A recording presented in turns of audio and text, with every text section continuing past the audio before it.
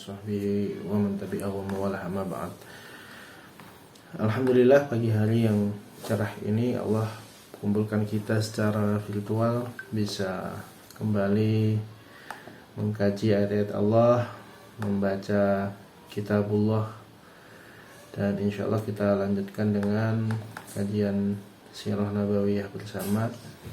Shalawat serta salam senantiasa kita hadiahkan kepada baginda Nabi Muhammad SAW yang insyaallah selalu menjadi orang yang selalu kita rindukan, dan kita tidak pernah bisa berkata apa-apa ketika di hadapan beliau, di kotanya beliau, kecuali kita hanya menangis dan memohon agar Allah memberikan syafaat kepada kita melalui Rasulullah SAW. Bapak Ibu yang dirahmati Allah, kemarin kita sudah membahas mengenai bai'ah Aqabah yang pertama, yaitu saat itu ada 12 orang dari kaum Ansor, orang-orang Madinah yang datang kepada Rasulullah. Antara lain ada sahabat Ubadah bin Samit dan kawan-kawan yang mendatangi Rasulullah di musim haji, kemudian berbaiat dengan baiat wanita atau baiat secara tidak termasuk berbaiat dalam perang. Nah, kemudian dari baiat yang pertama inilah menjadi cikal bakal orang-orang Madinah kemudian kenal dengan Rasulullah dan syariatnya, dan juga ini menjadi awal kebangkitan Islam di Jazirah Arab. Setelah itu Rasulullah mengutus Muqri'ul Madinah, atau orang yang diperintahkan untuk berdakwah ke kota Madinah, yaitu Sayyidina Mus'ab bin Umair radhiyallahu anhu, dan kemudian beliau mendapatkan predikat Muqri'ul Madinah. Muqri'ul Madinah, yaitu orang yang membacakan Al-Quran di kota Madinah. Dan Mus'ab bin Umair ini istimewa. Beliau syahid di medan Uhud ketika Rasulullah dan para sahabat hampir saja kalah. Ini kalau di umrah selalu diulang-ulang ceritanya ya. Cerita tentang Hamzah dan cerita tentang Mus'ab bin Umair, karena salah satu medan perang yang kita turun dari bis itu di Jabal Uhud. Sebenarnya di Madinah ada banyak sekali saksi bisu tentang peristiwa-peristiwa perang. Salah satunya perang Khandaq juga ada, yang saat ini sudah berubah menjadi perkotaan ya. Kemudian Mus'ab bin Umair ini istimewa karena dia ini orang terpandang, orang kaya di kota Mekah. Dia meninggalkan kekayaannya untuk berdakwah di Madinah, dan ketika meninggal di Jabal Uhud, Mus'ab bin Umair ini tidak memiliki sedikit pun harta, bahkan kecuali selembar kain yang digunakan untuk berperang. Dan bahkan saking tidak memiliki apa-apanya itu, pakaiannya kan kalau kita meninggal syahid itu tidak harus dimandikan, tidak harus dikafani. Jadi yang digunakan untuk mengafani adalah pakaian yang dikenakan ketika meninggal, kalau kita sedang kondisi qital atau sedang kondisi jihad perang. Nah, saat ini kita mungkin tidak bisa mendapatkan predikat itu atau makom itu karena sudah tidak ada perang fisabilillah. Jadi ketika Mus'ab bin Umair ini meninggal, kainnya ini ditutup, ditarik ke atas, terbuka bagian bawah, ditarik ke bawah, terbuka bagian atas, sehingga akhirnya ditutupkan hanya sekedar untuk menutup auratnya ya. Jadi kemegahan Mus'ab bin Umair di Mekah itu tidak ada harganya dibandingkan dengan syahidnya beliau di Jabal Uhud. Dan sampai dengan saat ini orang-orang yang syahid, sahabat yang syahid di Jabal Uhud selalu didoakan oleh kaum muslimin yang berhaji dan berumrah. Luar biasa. Karena suatu ketika sebelum dibuat bangunan seperti saat ini, dulu tahun berapa, masih belum lama ya, 2000-an, terjadi banjir, dan di arena perang Uhud ini tersingkaplah beberapa jasad dari para sahabat, termasuk salah satunya disinyalir adalah Hamzah bin Abdul Muthalib yang jasadnya masih utuh dan berbau wangi. Ini bukti kesungguhan apa yang disampaikan oleh Rasulullah dan bukti keimanan bagi kita. Baik Bapak Ibu yang dirahmati Allah, kita lanjutkan dengan bai'ah Aqabah yang kedua. Nah, yang kedua ini lebih banyak orang yang berbaiat. Berbaiat itu artinya sumpah setia ya. Thumma inna Mus'ab bin Umair ada ila Makkah fi musimil 'am tali. Di musim haji berikutnya Mus'ab bin Umair mendatangi Mekah untuk melaksanakan haji. Wa ma'ahu jam'u kabirin min muslimil Madinah. Banyak orang muslim di Madinah yang datang. Jadi orang yang bersyahadat itu belum tentu berbaiat. Tapi kalau orang yang berbaiat sudah pasti bersyahadat. Saat itu ketika Mus'ab bin Umair diutus ke Madinah, banyak mensyahadatkan orang. Kharaju mustakhfina ma'a hujjaj qaumuhum ilal musyrikin. Qaumuhum al musyrikin. Mereka mengendap-endap bersembunyi dari kaum musyrikin. Masih hati-hati ya. Qala Muhammad ibn Ishaq yarwi an Ka'ab bin Malik, diriwayatkan dari Ka'ab bin Malik, wa adana Rasulullah sallallahu alaihi wasallam al-Uqbah min awsati ayyamit tasyrik. Mereka kemudian bikin janji dengan Rasulullah di Aqabah, al-Aqabah min awsati ayyamit tasyrik, di pertengahan hari tasyrik sebelum melempar jumrah. Falamma faraghna minal haji wa kanat al-lailatu tali wa adana Rasulullah sallallahu alaihi wasallam laha. Setelah selesai dari ritual haji, di malam berikutnya mereka bertemu dengan Rasulullah. Namna tilkal lailah ma qaumana fi halina. Lalu mereka tidur di malam itu di tengah perjalanan hatta idza madha thalathal lail, sampai dengan 3 malam. Maksudnya biar orang musyrikin tidak mencurigai ya.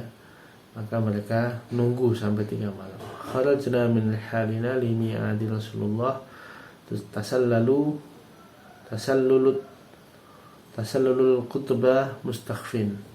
Kemudian berkumpul di sebuah lembah ya. Hatta ijtama'na fi syu'ubi indal Aqabah wa nahnu 73 rajulan. Kita berkumpul di sebuah lembah di tempat Aqabah, dan ada kurang lebih 73 laki-laki. 73 rajulan. Masya Allah ya. Dari sebelumnya berbaiat hanya 12 orang, sekarang menjadi 73 laki-laki. Wa ma'ana imra'atan, 2 perempuan, min nisaina, dari perempuan kami, yaitu Nasibah binti Ka'ab dan Asma binti Amr bin Adi. Qala fajtama'na fi sya'abi nantadhiru Rasulullah. Kami menunggu di lembah itu, ya, menunggu Rasulullah SAW sampai beliau datang. Ya, kalau kita lihat kontur kota Mekah, bukit lembah begitu ya. Nah, mereka kalau sudah malam membuat kemah di sana ketika musim haji. Nah, mereka nunggu 3 malam sampai Rasulullah lewat. Jadi sudah direncanakan seperti itu. Hatta ja'ana ma'ahu ammuhu Al-Abbas bin Abdul Muttalib.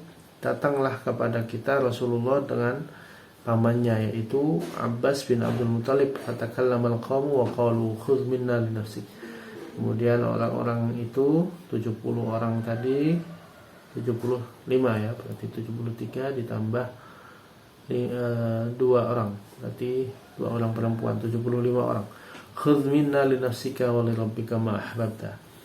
Ambillah kami sebagai pengikutmu, kurang lebih seperti itu, dan pengikut Tuhanmu sesuka-suka kamu.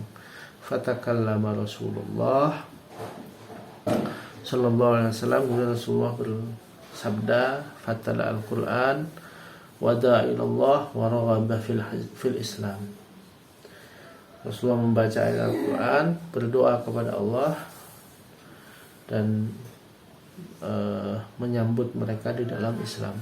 Tsumma qala, kemudian berkata Rasulullah, aba ya'kum ala antam na'uni mimma tamna'una minhu nisa'ukum wa abna'ukum. Aku membaiat kalian seperti kalian melindungi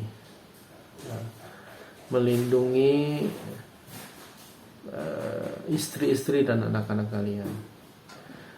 Maka sudah terjadilah, kalau sudah berbaiat berarti sudah saling melindungi, saling memberikan support. Fa akhadhal Bara' ibni Ma'rur biyadihi thumma qala. Kemudian ada sahabat Bara' bin Ma'rur berkata, "Na'am, walladzi ba'atsaka bil haqqi nabiyina lanamanna'naka mimma namna'u minhu azrina fabayyana ya Rasulullah fanahnu wallahi abna'ul harb wa ahlul halaqah aisilah kullahu warathanaha kabiran an kabirin." Demi Allah yang mengutusmu dengan kebenaran sebagai nabi, sungguh kami akan berjanji membelamu, ya. Kami akan membelamu wahai Rasulullah. Sedangkan kami, seperti yang kau ketahui, adalah seorang al-harub. Al-harub itu ahli perang. Jadi orang Madinah ini terkenal dengan suka berperang karena sukunya banyak dan di sana apa-apa sedikit diselesaikan dengan peperangan. Aisilahi kullahu, ahli pedang, dan sudah turun temurun orang Madinah ini. Orang Madinah ini mereka karakternya itu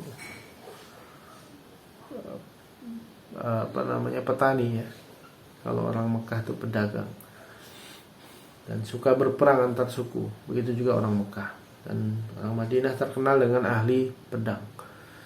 Fa'taradul qawl wa bara' yatakallamu Abul Haytham ibni Tihan faqala ya Rasulullah inna bainana wa bainar rijal hubbalan wa inna qatu'aha, yakni al-yahud. Fahal asaita in nahnu fa'alna dhalika thumma adharakallahu an tarja' ila qawmika wa tata'una. Wahai Rasulullah, kami ada peperangan di antara orang-orang dengan orang-orang Yahud. Apakah kami nanti ketika engkau menang dari kaum musyrik, apakah engkau akan kembali lagi kepada kaummu dan meninggalkan kami? Maksudnya biasanya, jadi ketika orang sudah berbaiat maka pengikutnya banyak. Ketika pengikutnya banyak, kemungkinan berperang dengan orang musyrik Mekah kemungkinan akan menang. Nah, sedangkan orang Madinah ini punya perseteruan dengan orang-orang Yahudi di kota Madinah. Kemudian bertanyalah si Abul Haytham ini, ya Rasulullah, kalau nanti kami sudah membantu engkau untuk berperang dengan kaum musyrik dan engkau sudah menang, apakah setelah itu engkau akan meninggalkan kami, ya, meninggalkan kami yang sudah membantumu dan kamu kembali kepada kaummu, gitu ya. Fatabassama Rasulullah. Ya, ini wajar ya, manusiawi. Kekhawatiran Abul Haytham ini karena orang itu kan cenderung untuk memanfaatkan orang lain, memanfaatkan kaum lain. Dan ini politik ya. Politik itu kan begitu. Ketika orang berhajat untuk menjadi bupati, gubernur, ya, wali kota, seakan-akan dia adalah bagian dari kaum tersebut. Wah, saya ini pendukung kaum buruh, saya mendukung pengusaha, ya. Kemudian apalagi, saya mendukung kaum santri, ya. Nah, setelah nanti menang, terpilih, maka kaum-kaum itu ditinggalkan, ya. Bikin perda-perda yang tidak kondusif, tidak membantu kaum-kaum yang dulu sudah memenangkannya. Dan ini adalah kontrak politik antara orang Madinah dengan Rasulullah Sallallahu Alaihi Wasallam. Kemudian Rasulullah tersenyum, fatabassama Rasulullah Sallallahu Alaihi Wasallam, thumma qala, balidda muddam wal hatmul hatma, ana minkum wa antum minni, uharibu min man harabtum wa usalim man salamtum. Rasulullah berkata, darahmu darahku, ya. Kehormatanmu kehormatanku. Kemudian aku darimu dan aku dari, ana minkum wa antum minni, aku darimu dan kamu adalah bagian dariku. Aku memerangi siapapun yang memerangimu dan aku berdamai dengan siapapun yang berdamai denganmu. Nah, ini perkataan Rasulullah, janji Rasulullah, dan Rasulullah terkenal sebagai orang yang menepati janji. Waqad kana qala Rasulullah sallallahu alaihi wasallam, akhriju ilayya minkum isnai asyara naqiban liyakunu ala qaumihim bima fihim. Nah, karena ini ada banyak orang, ada 73, maka kirimkan 12 orang masing-masing dari golongan wakil, naqib. Kemudian fa'akhraju minhum isna asyara naqiban, maka kemudian keluarlah 12 orang, tis'ata minal Khazraj wa thalathatu minal Aus. Ada 9 orang dari orang Khazraj, itu suku di Madinah ya, dan 3 orang dari Aus. Falamma takhayyarahum qala lin nuqaba. Ketika mereka sudah memilih wakil-wakilnya, maka berkatalah Rasulullah kepada para wakil-wakil itu, antum kufala'u ala qaumikum ka kufalatil hawariyin al-Isa bin Maryam wa ana kafilu ala qaumi wa ana kafilun ala qaumi. Kalian adalah kafilah itu utusan dari kaum kalian, dan seperti utusan kaum Hawariyin kepada Isa bin Maryam, dan aku adalah orang yang menanggung. Kafil itu kan penanggung ya, atas kaumku. Wa kana awwalu man daraba ala yadi Rasulullah, ya, jadi Rasulullah memberikan tangannya, kemudian Tangan Rasulullah dipegang oleh para sahabat yang 12 orang tadi. Yang pertama kali memegang adalah Al-Bara bin Ma'rur. Tsumma baya al-qaum kulluhum ba'da dzalik. Sesudahnya mereka saling membaiat. Falamma baya'na Rasulullah sallallahu alaihi wasallam qala arfiddu ila rihalikum. Setelah sudah selesai baiat, maka Rasulullah memerintahkan kembalilah kalian kepada kemah kalian. Kemudian ada yang berkata dari faqala lahu Al-Abbas ibni Ubadah bin Naflah wallahu alladhi ba'athaka bil haqq in syi'ta lanusallina ala ahli minni ghadan bi asyafina ala ahli mina ghadan bi asyafina. Wahai Rasulullah, jika engkau menghendaki maka kami siap menyerang orang Mina dengan pedang kami besok. Tapi Rasulullah nggak begitu ya. Itu ada 70 orang sudah siap dengan pedangnya, semuanya ahli pedang, ahli perang. Jika mereka mau menyerang Mina di hari itu ya, di malam itu, maka bisa jadi menang. Orang-orang yang sedang mabit di Mina itu bisa kalang kabut. Faqala Rasulullah sallallahu alaihi wasallam berkata, lam nu'mar bidzalik. Belum diperintahkan. Walakin irji'u ila rihalikum. Kalian kembali saja kepada kemah kalian. Waraja'na ila madaji'ina fanamna 'alaiha hatta asbahna. Maka kami kembali kepada kemah kami, kemudian kami tidur sampai dengan pagi. Falamma asbahna ghadat 'alaina jallah Quraisy faqalu ya ma'syaral Khazraj innahu qad balagna annakum qad ji'tum ila sahibina hadha tastakhriju minhu baina adhalina wa tabayya'nahu ala harbina wa innahu wallah ma min hayyin minal arabi abghadu ilaina an tanshadul harbu bainana wa bainahum minkum. Jadi pagi harinya ketika sudah pagi datanglah orang Quraisy. Kita nggak tahu ya orang Quraisy dapat info dari mana, dapat hoax dari mana, dapat bisikan dari mana. Bisa jadi setan juga, bisa jadi memang punya jasus, punya mata-mata. Mereka mendengar bahwa, kemudian mereka konfirmasi kepada orang-orang Khazraj. Wahai Khazraj, kami dapat info bahwa kalian sudah datang kepada Muhammad ya, dan kalian sudah berbaiat untuk memerangi kami. Benar nggak itu? Maka kemudian mereka berkata orang Quraisy ini, wallahu ma min hayyin minal arab abghadu ilaina an tansyabul harbu bainana wa bainahum minkum. Demi Allah tidak ada sesuatu yang dibenci oleh orang Arab manapun kecuali perpecahan di antara kita.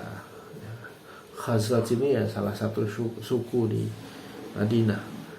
Sedangkan orang Mekah sukunya Quraisy. Fam ba'atha min hunaka min musyrikai qaumuna yahlifuna billah ma kana min hadha syai'un wa ma 'alamna wa qad sadaqu lam ya'lamuhu. Qala wa ba'duna yanzuru ila ba'din. Jadi ada orang yang tidak ikut baiat ya. Tidak ikut baiat itu kemudian berkata, enggak ada, kami enggak seperti itu ya. Waqad saddaqu lam ya'lamuhu, dan kami juga tahu, orang-orang yang berbaiat itu tahu bahwa dia enggak tahu tentang baiat itu. Jadi ada kan enggak semua orang Khazraj ikut berbaiat. Mungkin dia tidur enggak ikut menemui Rasulullah. Nah, yang enggak ikut menemui Rasulullah ini bersaksi bahwa kami enggak berbaiat kepada Muhammad. Maka orang-orang yang berbaiat saling berpandang-pandangan. Ya, bisa dibayangkan ya. Lah, oh ya udah gitu ya. Maksudnya ya aman-aman saja. Jadi pagi hari itu mereka tidak berseteru dengan orang Quraisy. Wa nafarun nas minni fatahar ya qaum al-khabar fawajadu anna al-amra qad kana. Maka setelah rombongan itu meninggalkan Mina, barulah orang-orang Quraisy mengetahui perkara sebenarnya. Jadi kalau pas lagi di Mina itu masih mayoritas banyak orang Quraisy. Kalau ketahuan bahwa orang Khazraj yang saat itu notabene adalah orang yang musafir berbaiat kepada Muhammad dan terjadi peperangan, bisa jadi perang yang sengit ya. Orang yang sedang safar dengan tuan rumah. Tapi setelah melewati Mina, setelah sudah selesai, barulah orang-orang Makkah tahu bahwa orang-orang Madinah ini sudah berbaiat.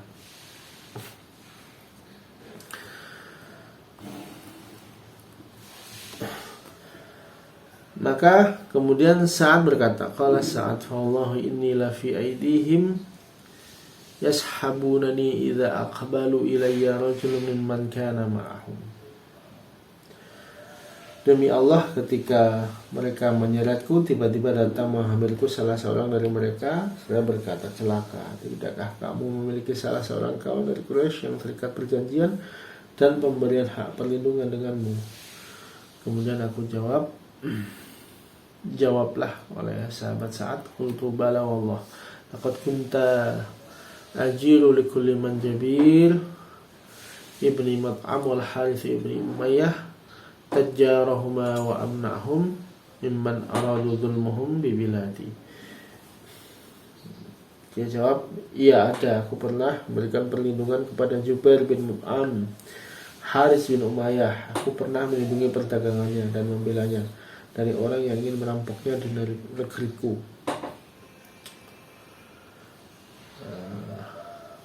Ini perjanjian sebelumnya ya. Qala Ibnu Hisham, kanat li bai'atil harb hina adzana Allah rasulihi fil qital.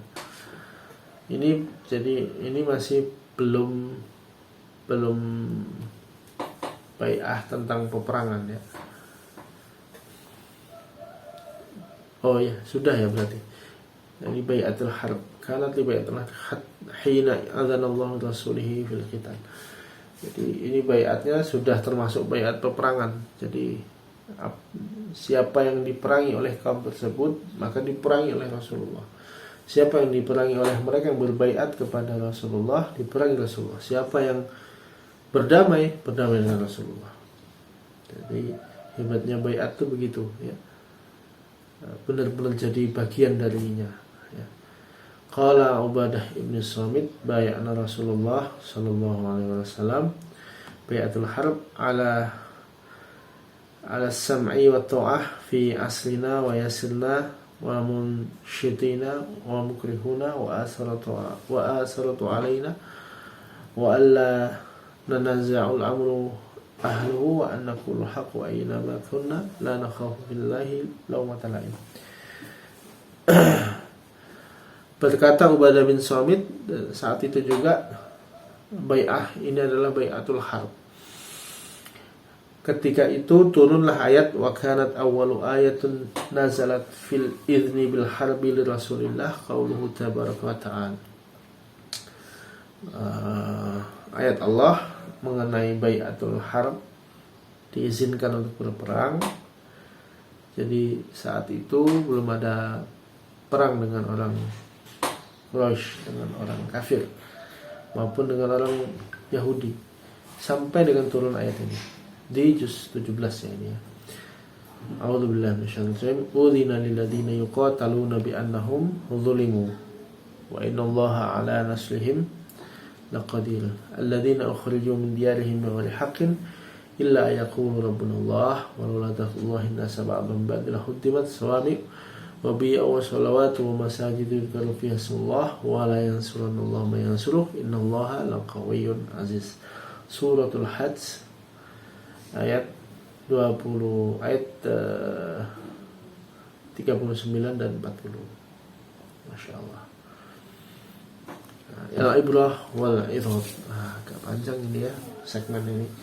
Insyaallah kita lanjutkan lagi pekan depan. Baik Bapak Ibu yang dirahmati Allah, alhamdulillah insyaallah pekan depan kita akan lanjutkan dengan ibrah dari Bai'ah Aqabah yang kedua ini. Perlu yang perlu kita garis bawahi Bapak Ibu, bahwa dakwah Rasulullah ini bukan dakwah yang simsalabim kemudian banyak langsung masuk Islam. Kalau Bapak dan Ibu ngikutin kajian kita ini, prosesnya panjang sekali ya. Nah, nanti kalau yang belum sempat lihat bisa dicek di yang sudah diupload ya. Dari diboikot secara ekonomi, kemudian mengirimkan kabilah-kabilah ya, dalam tanda kutip Rasulullah kayak ngemis-ngemis untuk didengarkan dakwahnya. Kemudian sampai ada 12 orang yang berbaiat. Kemudian Rasulullah kirim dai ke Madinah dan ternyata diterima dengan baik, sehingga musim haji berikutnya masih nunggu setahun lagi untuk bisa dapat pengikut lebih banyak, ada 70 orang yang berbaiat ya. Itu belum termasuk wanitanya. Mungkin wanitanya banyak yang sudah menerima Islam di kota Madinah. Sehingga setelah bai'ah yang kedua ini barulah Rasulullah kemudian nanti ada diperintahkan untuk berhijrah. Jadi jangan dipikir kemudian ketika hijrahnya Rasulullah itu adalah kondisi di mana Rasulullah jenuh atau penat dengan dakwah di kota Mekah. Tidak. Tapi sudah ada step-stepnya. Demikian juga mungkin kita saat ini ketika kita ingin berhijrah, maka hijrah dalam artian tempat maupun dalam artian ideologi atau pemahaman ya, maka kita harus juga siapkan komponen-komponen yang mendukung hijrah kita. Misal kita mau hijrah tempat, kita mau pindah tempat kemana, ya kita harus siapkan dulu apakah di sana punya saudara, punya relasi bisnis, punya bisnis yang akan kita kerjakan di sana, punya pekerjaan di tempat hijrah kita, punya saudara, teman yang bisa membantu kita kalau ada sesuatu yang dibutuhkan. Jangan pokoknya asal hijrah, asal pindah, asal merantau gitu ya. Begitu juga dengan hijrah ideologi, hijrah pemikiran, hijrah organisasi. Kita harus tahu betul, oh di tempat itu ada orang ini, ada si fulan, oh ada pemahaman seperti ini yang ketika kita nanti hijrah, kita udah tahu, oh saya harus begini. Hijrah organisasi, hijrah tempat, hijrah komunitas ya. Kita harus tahu, jadi tidak hanya sekedar pokoknya berangkat hijrah, tapi kita harus persiapkan komponen-komponen yang mendukung kita ketika kita pindah dan berhijrah itu. Demikian Bapak Ibu yang dirahmati Allah, karena sudah jam 6 saya takut mengganggu aktivitas Bapak dan Ibu. Billahi taufiq wal hidayah. Assalamualaikum warahmatullahi wabarakatuh.